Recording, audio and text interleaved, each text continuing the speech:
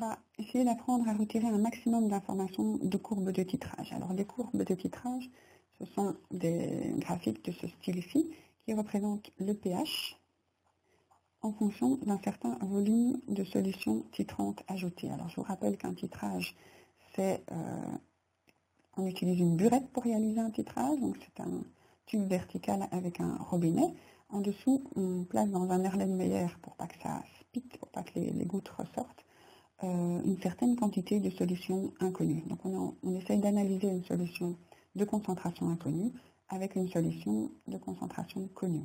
Alors dans le cas des titrages, on ajoute en fait dans l'Erlenmeyer, on prend quelque chose peut-être avec un col un peu plus grand, on ajoute une sonde de pH. C'est un dispositif en verre qui permet, d'après la conductivité de la solution, de savoir quel est le pH de la solution à tout moment. Et donc, on plonge cette électrode avant d'ajouter quoi que ce soit, et on ajoute 1 ml, 2 ml, 3 ml, et au cours de tous les ajouts de millilitres de solution de la burette, on regarde le pH. Alors, dans cet Erlenmeyer, où on a placé la solution inconnue, on a ajouté aussi un indicateur. Donc ça, c'est l'inconnu, plus un indicateur. Un indicateur, ça peut être de la phénolphtaline, ça peut être du bleu de bromothymol, des choses qui vont changer de couleur lorsque le pH variera.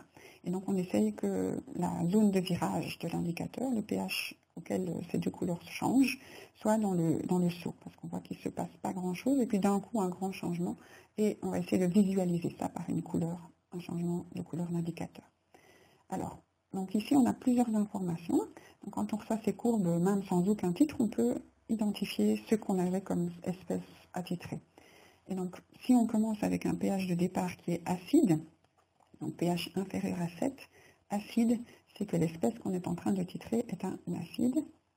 Si le pH est supérieur à 7, c'est qu'au départ, donc avant d'ajouter quoi que ce soit, donc au départ, on voit bien qu'on est au temps 0, c'est que c'est une base. Et donc ici, le pH est inférieur à 7 au départ, c'est un acide qu'on titre. Le pH est supérieur à 7. C'est une base qu'on est en train de titrer. Alors, vous pouvez titrer un acide et vous allez toujours le faire réagir avec une base. Donc, le titrage va être le titrage d'un acide par une base. Et alors, cet acide peut être fort ou faible. Alors, dans le cas où vous avez un grand seau et où vous avez le milieu du seau, donc, si vous prolongez les deux lignes ici, il faut faire un petit peu mieux que ça, un peu plus suivre la courbe, enfin la droite ici, et que vous mesurez exactement la hauteur et vous prenez le milieu, vous êtes pile poil à 7. Donc si vous êtes avec un titrage, quand vous prolongez convenablement, vous vous trouvez à 7, c'est que vous avez fait une neutralisation. Donc c'est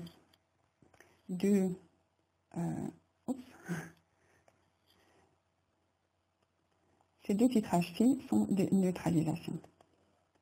C'est-à-dire que quand vous avez ajouté exactement ce qu'il fallait de votre solution titrante dans votre solution analysée, vous êtes arrivé à un pH neutre.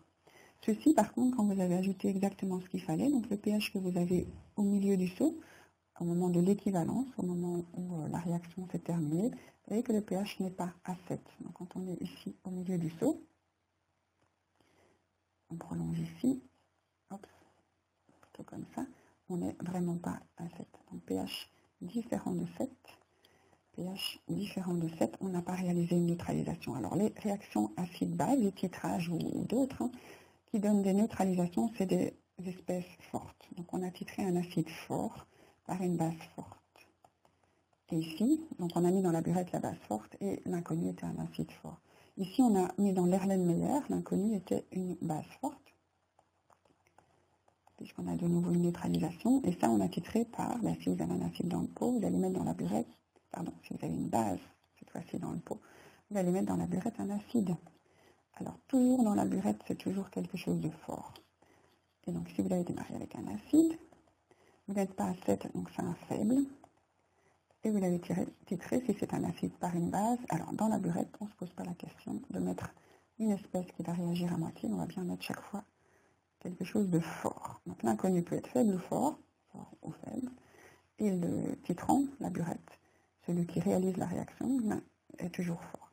Et si on a une base, on n'est pas à 7 au point d'équivalence.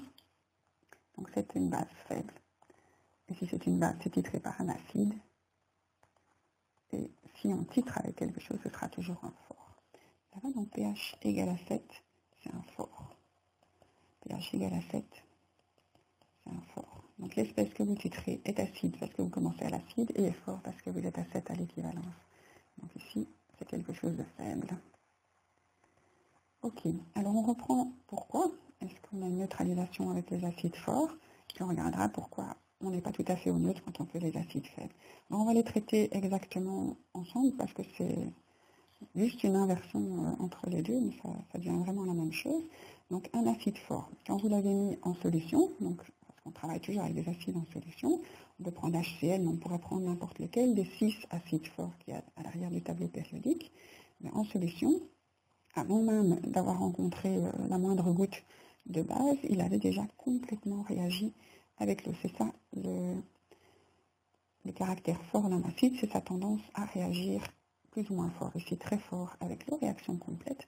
Donc HCl n'existe pas en solution, la seule chose qui existe c'est H3O+. Donc qu'il soit l'inconnu ici dans ce cas-là, ou qu'il soit le titrant dans ce cas-là, c'est vraiment cette chose-ci qu'on a dans l'eau. Alors quand vous avez ça dans l'eau, ceci c'est une base de force nulle, parce que c'est la base conjuguée d'un acide fort, donc elle ne va pas jouer son rôle de base, et lui c'est un acide le plus fort qu'on peut trouver dans l'eau, puisque tous les autres réagissent avec l'eau. Alors dans la burette ou dans l'Erlenmeyer dans ce cas-ci, donc la base forte qu'on regarde ici, ça va souvent être NaOH. Donc NaOH c'est un hydroxyde, une molécule ionique. Dès que vous allez la mettre dans l'eau, vous avez Na+, et OH- qui vont être hydratés, entourés d'une couronne d'hydratation et vivre leur vie. Donc les espèces que vous avez en solution, c'est ça. Celui-ci, il est plus vraiment là. Alors Na+, il est ni acide ni base. Alors pour être un acide, il faut avoir un H, il n'en a pas. Pour être une base, il faut pouvoir attirer un H+, il est positif, donc ça ne marche pas non plus. Donc on va l'appeler un spectateur en fait.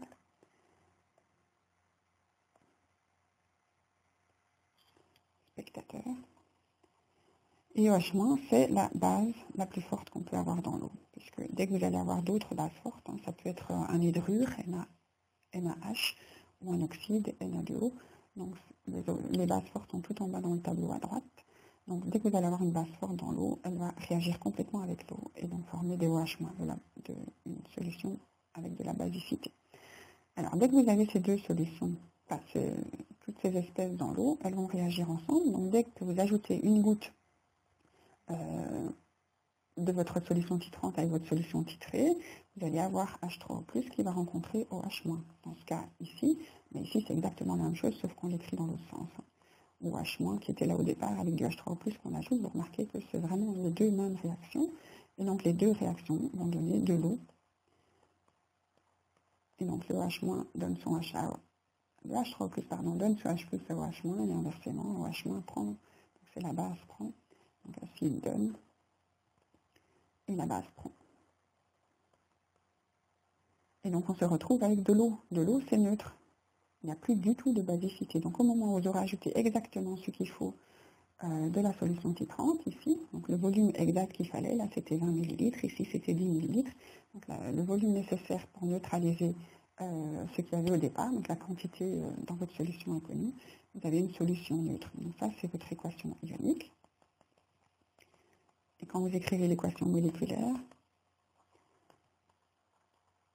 vous reprenez en fait l'HCl et le NaOH, donc l'H3O+, avec son nom spectateur, donc HCl plus NaOH, ou dans le sens, si vous avez la base forte, vous mettez NaOH plus HCl, et qu'est-ce que ça donne?